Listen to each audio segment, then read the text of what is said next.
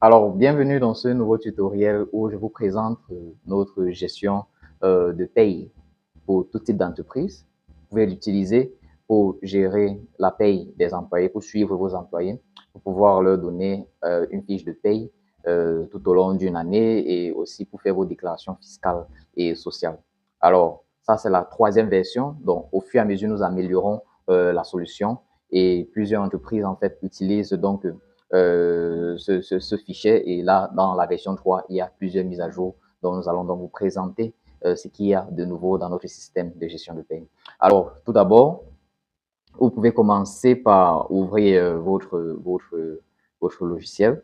Donc, c'est dans un format Excel. Alors, je vais tout simplement double-cliquer dessus. Alors, ça va s'ouvrir. Lorsque vous ouvrez donc ce logiciel pour la première fois, on va vous demander d'entrer une licence. Donc, vous devriez donc payer ou bien acheter la licence. Il y a la licence annuelle et il y a la licence définitive. Donc, si vous achetez la licence définitive, vous n'auriez plus à nous contacter pour avoir la licence chaque année. Et si vous voulez la licence annuelle, alors vous prenez la annuelle et vous mettez la licence que qu'on va vous donner en fait. Vous entrez ça à ce niveau et puis vous prenez tout simplement valider. Alors, la licence est valide pour 12 mois à partir du jour où vous, en fait, entrez cette licence-là. Donc, à partir d'aujourd'hui, ça va donc aller à 12 mois. Alors, voici la page d'accueil du logiciel. Ce sont des solutions FinTrack Pro de Profess Consulting. Nous créons des fichiers ou bien des logiciels dans Excel pour gérer des entreprises. Nous pouvons aussi personnaliser Excel pour tout type d'entreprise selon le besoin. Alors là, c'est la troisième version et voici donc toutes les options qu'il y a à l'intérieur. Payslip, tout simplement pour la fiche de paye, overtime pour les heures supplémentaires, payroll pour le DIP, document des employés, document d'information du personnel enregistré, le DIP. Ça, c'est où vous créez donc les employés. Ça, c'est la page d'accueil où nous sommes. Ça, c'est timesheet pour entrer les heures d'entrée, si peut-être il y a des employés qui travaillent par heure. Ici, il y a tous les paramètres. Ici, vous pouvez entrer les indemnités et les primes. Et ici, il y a les archives, en fait, de ces indemnités-là. Si un employé fait ou bien prend des avances de salaire, vous pouvez l'entrer à ce niveau. Et ici, on a déclaration fiscale et sociale, les informations concernant les déclarations mensuelles. On a un help desk au cas où vous avez peut-être une question. Voici où vous pouvez donc avoir nos contacts et là, vous pouvez créer les utilisateurs, soit administrateurs ou utilisateurs, ainsi de suite, c'est-à-dire les personnes qui vont donc se connecter sur ce fichier pour travailler. Et là, je vais aller tout d'abord au niveau de créer un utilisateur. Et à ce niveau, vous aurez donc la possibilité de créer vos utilisateurs. Vous mettez le nom d'utilisateur et vous mettez le mot de passe. Et à ce niveau, lorsque vous créez un utilisateur, vous sélectionnez s'il est admin ou bien user. S'il est user, ça veut dire qu'il n'aura pas accès à cette feuille pour paramétrer en fait les utilisateurs. Mais tous les autres feuilles, il aura accès. Donc, voici la date dont votre licence va expirer. Vous pouvez contrôler ça tout le temps. Alors, je retourne au niveau de la page d'accueil et ici, on a les paramètres. La première des choses lorsque je me connecte, c'est d'aller au niveau des settings, paramètres. Pour voir tous les paramètres concernant l'entreprise. Tout est ici. Alors, on a déjà les paramètres concernant l'IRPP, comment est-ce que c'est calculé dans le logiciel, le tableau pour RAV, le tableau pour le TDL et tout ce qui va avec. Si vous voulez changer le logo, vous faites un clic droit dessus et puis vous prenez Change Picture, changer l'image et vous sélectionnez d'où vous voulez donc changer l'image et puis vous sélectionnez l'image au niveau de votre machine. Bon, je ne veux pas changer. Et là, vous pouvez donc entrer le nom de l'entreprise. Donc, lorsque vous entrez, vous aurez à mettre le nom de l'entreprise ici. Donc, je peux mettre là tout simplement Profest, par exemple.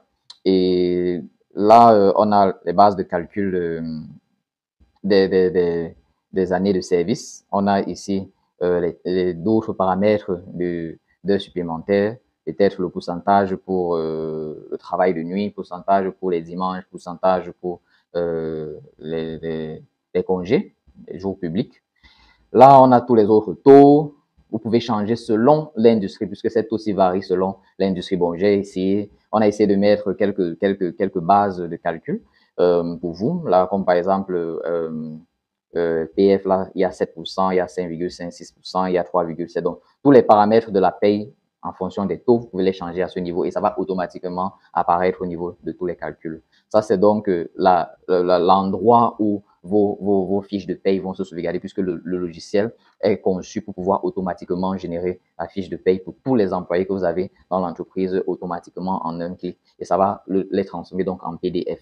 Ça, c'est la localisation où ça se trouve. Donc, là, quand vous voyez la payroll version 3 update, ça veut dire j'ai créé un dossier dans document qui s'appelle comme ceci. Si je crée un autre dossier dans document, il suffit juste de venir ici, enlever celui-ci et mettre dans le nom de ce document, de ce dossier que j'ai créé dans document. Donc, là, c'est le mot de passe pour débloquer certaines cellules, puisqu'il y a certaines cellules avec des formules qui sont bloquées. Alors, si vous voulez les débloquer, vous pouvez utiliser ce mot de passe. Là, c'est quelques définitions, quelques mots, quelques mots des abrégés, là. Bon, on a tout ça de ce côté. Et ici, on a aussi les bases de calcul de DRPP et les contributions, ainsi de suite. Vous pouvez voir tout cela ici. Donc, selon les normes, donc ce qui est déductible, ce qui ne l'est pas, ainsi de suite, tout est à ce niveau. Donc, je prends un retour pour retourner ici. Donc, principalement, c'est ça concernant les paramètres. Ici, on a les types de salaire, si c'est salaire fixe ou c'est salaire horaire. On a les types de calcul de charge, pas de calcul. On va voir tout ceci lorsqu'on crée dans les employés. Bon, en fait, ça, c'est là où il y a les paramètres du fichier. Comment est-ce que vous créez les employés ou bien comment est-ce que vous faites des cessations d'employés?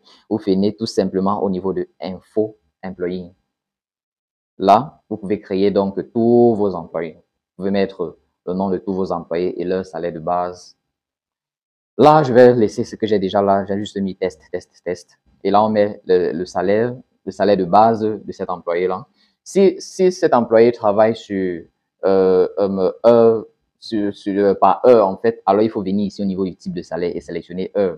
Et si vous sélectionnez heure, ça veut dire que au niveau du salaire de base, vous allez tout simplement mettre la base horaire. Ici, vous décidez si l'employé est actif ou pas. Alors, si vous dites non à ce niveau, ça veut tout simplement dire que dans votre fiche de paye ou bien dans votre DIP, vous n'allez donc pas trouver cet employé. Mais si vous laissez là yes, ça veut dire que cet employé est actif. Alors, vous aurez la possibilité de le gérer. Vous pouvez mettre la catégorie, vous pouvez mettre la date d'entrée de l'employé, ce qui va donc déjà calculer le nombre d'années d'ancienneté. Et au niveau des paramètres là, on a les pourcentages de calcul pour les primes d'ancienneté. Mais c'est pas tout. À ce niveau, lorsque vous mettez peut-être les dates d'entrée de chaque employé, bon là j'ai oublié matricule interne. Matricule interne, c'est tout simplement le matricule qu'on donne à l'employé au sein de l'entreprise. Ça, c'est le matricule de la CNPS.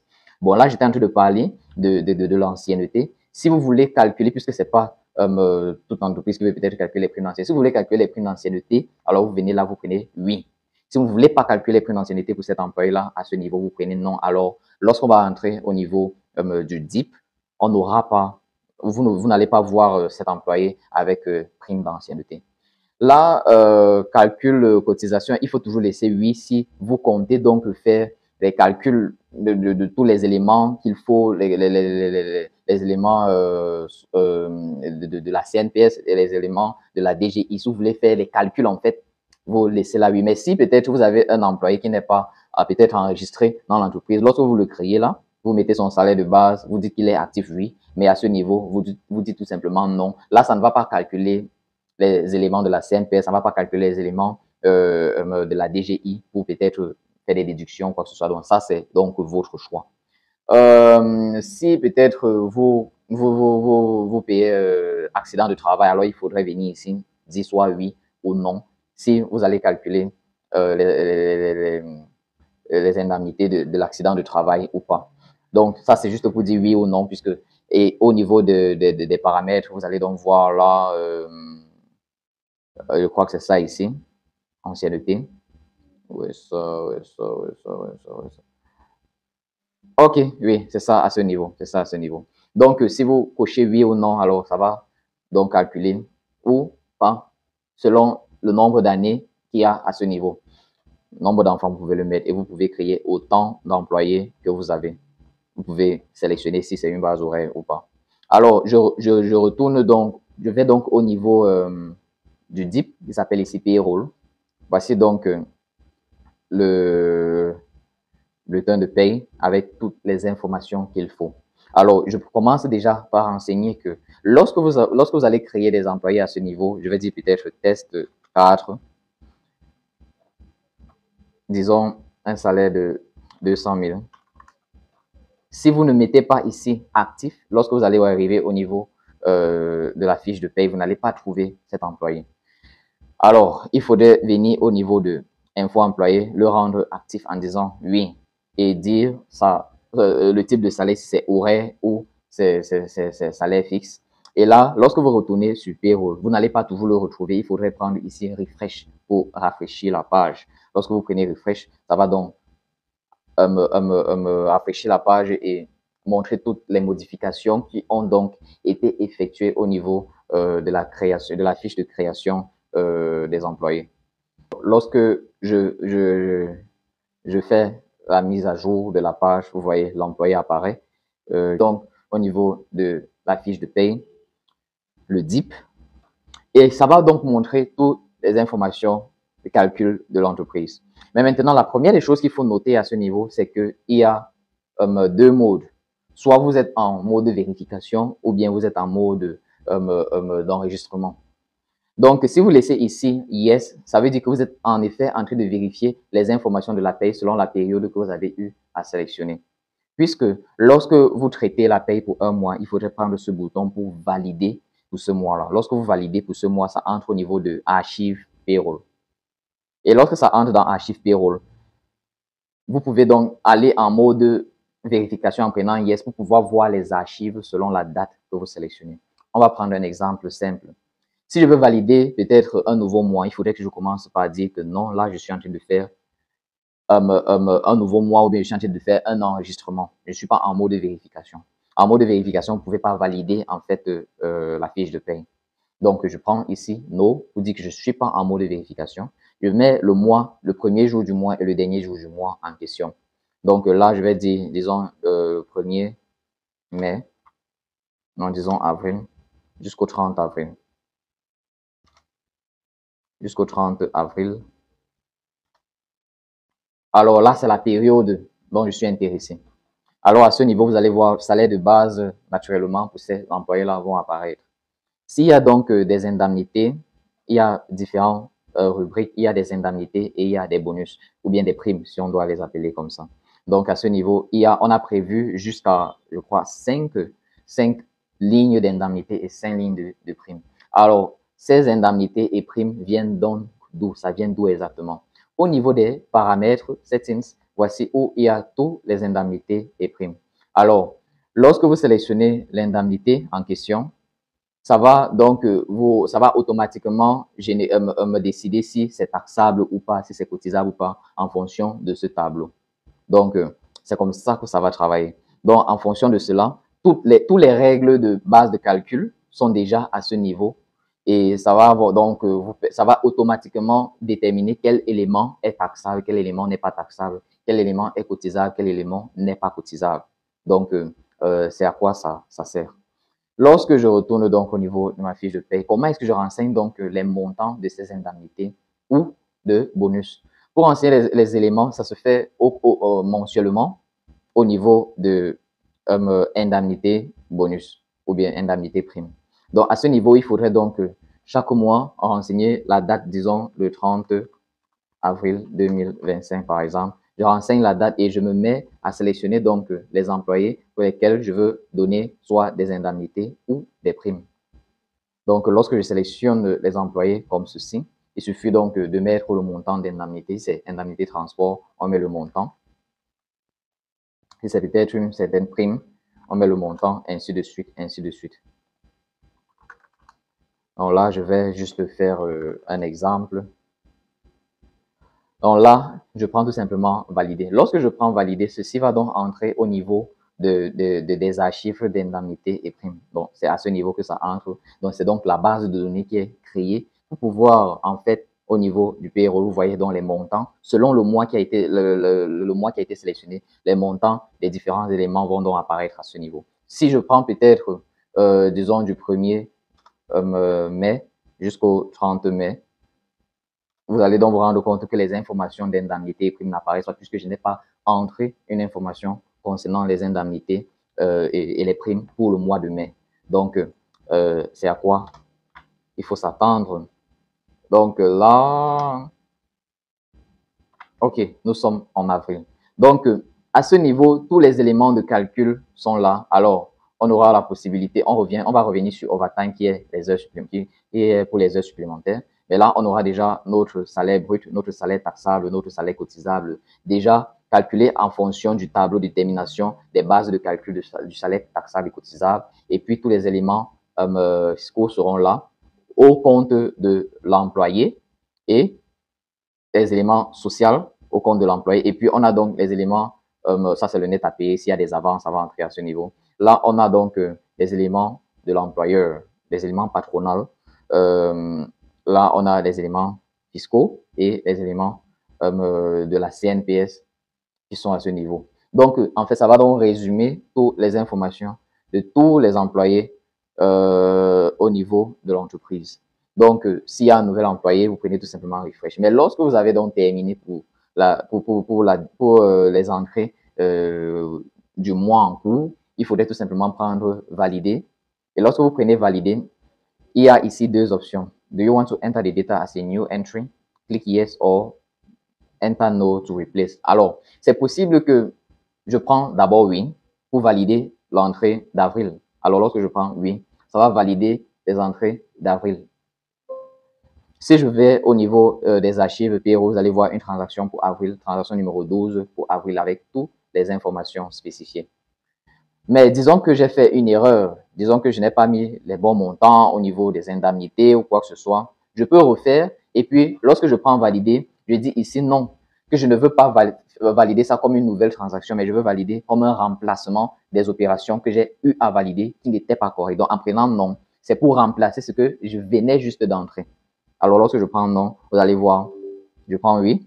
À ce niveau, ça va donc revalider ce que j'ai eu à valider, mais maintenant avec les informations correctes. Si je vais dans archives, c'est toujours la transaction numéro 12 avec les modifications qui ont peut-être été effectuées. Là, donc, si je prends plutôt ceci et je prends oui, ça veut dire que je veux créer, on va d'abord m'avertir en fait qu'on essaye d'entrer une transaction avec la même date, avec la même périodicité. Bon, si c'est mon intention, je prends oui. Et vous allez donc vous rendre compte qu'au niveau des archives, on aura les transactions de août, d'avril apparaître deux fois, ce qui n'est pas correct. C'est pourquoi il fallait donc remplacer. Donc, s'il faut peut-être faire une vérification, je vais plutôt prendre oui. Vous allez donc voir, ça va doubler ces montants, c'est parce qu'on a eu à entrer la transaction jusqu'à deux fois. Donc, ceci donc fait les vérifications selon les archives qui ont déjà en fait été entrés. Donc, il y a quel élément qu'on n'a pas touché ici? On a donc overtime qui représente les heures supplémentaires, le paiement des heures supplémentaires. Les heures supplémentaires se gèrent au niveau de overtime. Au niveau de overtime, si peut-être ça gère deux choses, ça gère le salaire horaire et ça gère aussi les heures supplémentaires. Ici, les heures supplémentaires pourront être les heures qui dépassent, le nombre d'heures qui dépasse 173 heures de travail pour un mois. Ou bien le travail qui se fait peut-être la nuit, les dimanches ou bien les jours fériés. Donc là, ça va juste résumer. Mais s'il faut donc entrer 16 heures supplémentaires ou bien 16 heures d'entrée et sortie, ça se passe au niveau de timesheet. Donc, overtime, c'est juste pour interroger ce qui se passe. Mais timesheet, c'est donc pour entrer les détails. C'est-à-dire, si on a peut-être un autre employé, je vais au niveau de la fiche d'employé, je crée un nouvel employé, test 5, et c'est un employé qui travaille par heure, disons 5 000 francs par heure. Alors, ici, je vais dire qu'il est actif et puis je vais laisser horaire. Lorsque je retourne donc au niveau du timesheet, il me faut mettre le jour, en fait, que cet employé est venu. Disons que le 4/4/2025. Et là, il me faut absolument sélectionner le nom de l'employé, celui-ci. Et si ce n'est pas un jour férié ou un dimanche ou bien un travail de nuit, alors je laisse cet endroit tout simplement ouvert. Si c'est des heures normaux, il vient, il commence le travail, disons peut-être à 8h00, à 8h00, et il finit le travail, disons, à 17h30. Alors là, ça va calculer le nombre d'heures travaillées qui est 9h30. Et là, c'est OK. Ça veut dire chaque jour, il vient, on fait entrer les heures d'entrée, heures de sortie. Ça va donc déterminer le nombre d'heures travaillées. Lorsque ça détermine le nombre d'heures travaillées, ça va venir au niveau de overtime. Et pour cet employé-là, ça va essayer de voir s'il y a peut-être des heures sup. s'il n'y a pas des heures sup, alors au niveau de payroll, ça va agir comme son salaire de base. Mais là, vous pouvez donc vous rendre compte que son salaire, son nom et son salaire ne va pas apparaître puisqu'on n'a pas encore fait la mise à jour de la page. Lorsque je fais donc refresh pour faire la mise à jour, on va se rendre compte que l'employé va donc apparaître. Mais vous vous rendez compte que ici, le salaire de base est 0 puisqu'on est en mode de vérification et au préalable, on n'avait pas fait une entrée avec cet employé-ci. Mais si je suis en mode saisie, et donc vous vous rendez compte que ici, il a déjà un salaire de 47 500 qui représente les 5 000 francs par heure multiplié par 9 heures 30 minutes qu'il a passé au travail. Donc, ça, c'est pour ça. Mais si peut-être il travaille, disons, à plus de 173 heures, ça va commencer à calculer les heures sup ici automatiquement. Encore, si peut-être il fait un certain travail, disons le 5-04 2025, disons, il fait ce même employé ici, travaille, disons, un dimanche et il commence le travail, disons, à 10 heures 00 jusqu'à 15 heures 00. Alors, ça fait 16, c'est 5 heures. Il faudrait que je vienne ici et je coche sur l'option sup. Oui, pour dire que c'est réellement, je vais dire quoi, supplémentaire. Alors, ça, c'est au cas où ce ne sont pas ces heures, de travail normales, en fait. Au niveau de overtime, vous allez donc vous rendre compte que ça va donc calculer.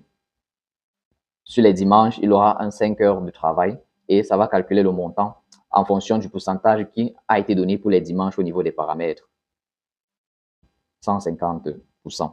Et là, c'est à base de ce montant-là que ça va calculer ceci. Et c'est aussi à base de ça que notre payroll va donc montrer le salaire de base en montrant ici que en fait, il y a des heures sup de 35 500. Ça, c'est uniquement les heures sup. Maintenant, les heures de travail de base sont à ce niveau. Donc, c'est à quoi ressemble donc cela. Et en ce qui concerne le dernier élément à ce niveau, c'est les avances salaires. Si on a des avances au cours du mois ou bien un employé prend un prêt, il faudrait venir ici au niveau de Advance Salary et de renseigner la date, disons le 06-04 2025. Et là, on met le nom de l'employé qui est en train de prendre soit la dette ou bien qui est en train de prendre une avance salaire, disons cet employé. Et là, on met le montant, disons qu'il a pris une avance de 40 000. Et là, on met le motif, peut-être avance ou bien, je sais pas trop, un commentaire et on prend valider. Et lorsque c'est validé, si ça tombe dans le mois en sélection, au niveau de payroll, vous allez donc vous rendre compte que pour cet employé-là, il a des avances salaires à ce niveau. Il va donc donner son net à payer, qui sera donc son salaire de base, moins les déductions qu'il y a et puis moins le salaire, moins les avances. Donc, c'est à quoi ressemble donc celui-ci. Donc, on peut faire des vérifications, on peut imprimer pour une période, disons que vous voulez donner à vos employés une fiche de paye annuelle et que vous avez déjà eu à archiver toutes les informations de chaque mois à ce niveau. Il suffit tout simplement de venir ici, prendre du 1er janvier au 31 décembre, comme ceci. Et là, ça va donc faire apparaître toutes les informations que vous avez eu à entrer. Mais là, il faudrait toujours se rassurer de prendre mot de vérification pour réellement vérifier ce qui s'est passé en forme d'enregistrement. Donc, là, c'est à quoi ça ressemble. Maintenant, comment est-ce qu'on imprime donc la fiche de paye pour chaque employé? Il suffit donc de venir au niveau de Payslip. Et là, on a donc la fiche de paye pour chaque employé avec tous les éléments de calcul, les bases, et ainsi de suite. Et on peut sélectionner la périodicité du 1er janvier en tel jour, de tel jour à tel jour, vous sélectionnez le mode de paiement, vous entrez là à l'intérieur. Et maintenant, vous allez donc vous rendre compte que, attendez, je pose ceci quelque part là, vous allez donc vous rendre que là, le nom de l'employé apparaît et son matricule apparaît et toutes ces informations.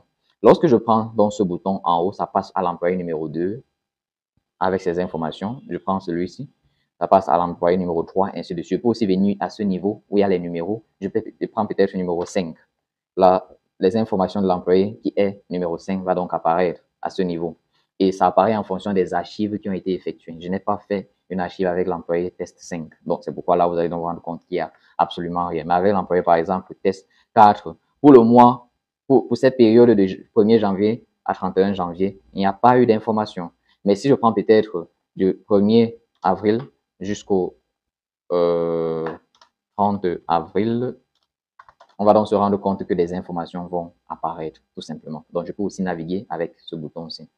Alors, lorsque vous aurez mis le logo va apparaître là, le nom de l'entreprise va apparaître à ce niveau.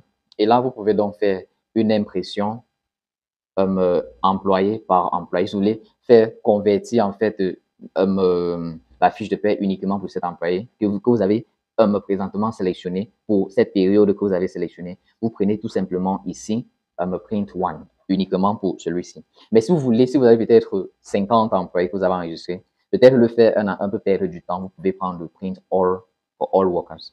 Mais maintenant, avant de faire ceci, il faudrait vous rassurer qu'au niveau des paramètres, vous avez défini en fait le point de sauvegarde de vos fichiers.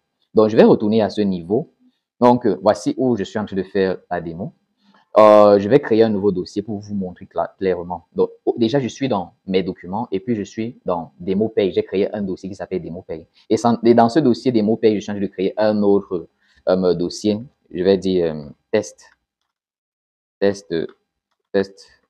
Pay. Voilà comment je l'appelle. Alors, j'entre à l'intérieur et puis je viens à la barre des liens et je copie donc la destination à partir du premier, à partir de celui-ci jusqu'au nom en fait. Ou bien, oui, un peu comme ça. Donc, je me rassure que je sélectionne juste ici. J'enlève, je ne considère pas les autres éléments. Je commence à partir de documents. Voilà. Je ne sais pas comment on appelle ça en français, slash document, ainsi de suite. Donc, je copie celui-ci et puis je reviens au niveau de mon fichier. Et c'est ça qu'il faut que je mette à ce niveau. Mais lorsque je mets ça, il faudrait que je finisse avec encore la barre. Donc, je vais donc coller en laissant la dernière barre. Donc, voilà donc où mes fiches de paie vont être sauvegardées. Il faut tout simplement ce lien-ci.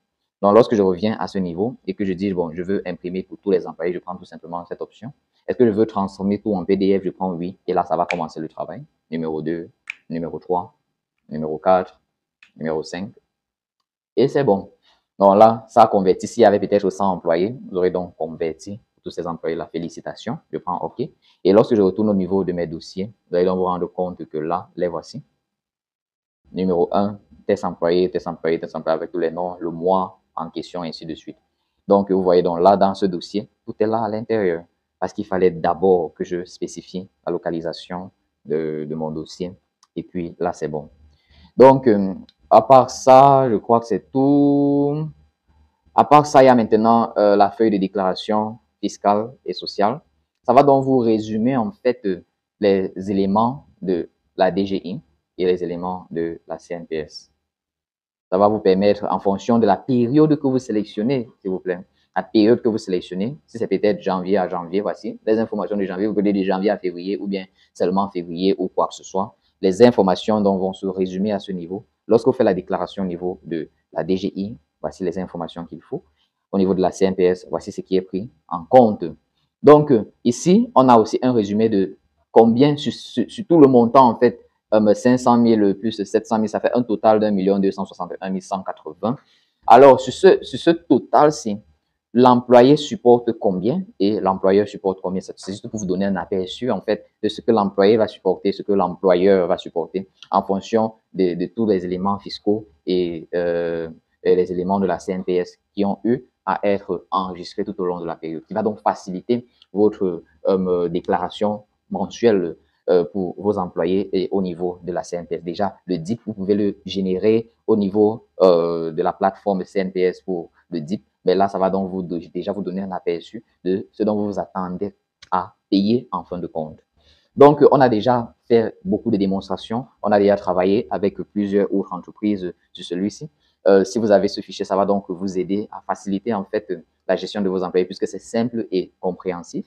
Et au niveau des paramètres, on a essayé de mettre au plus clair les différentes bases de calcul, mais au niveau du payroll, tous les calculs sont déjà automatisés et ça vous permet donc de gérer votre paye simplement. Merci de regarder cette vidéo. J'espère que vous allez aimer donc le logiciel et rendez-vous dans notre prochaine version des solutions FinTrack Pro. Et si vous avez peut-être besoin de créer une solution dans Excel, nous sommes à votre disposition. Peu importe le pays, peu importe où vous vous trouvez. Nous travaillons avec plusieurs personnes en ligne en Côte d'Ivoire, au Gabon, en Guinée, au Canada, en France, aux États-Unis. Nous assistons plusieurs entreprises en ligne dans les solutions Excel, Data Analysis et aussi dans les solutions Sage, QuickBooks, l'installation, configuration et assistance en entreprise. Rendez-vous dans notre prochaine vidéo.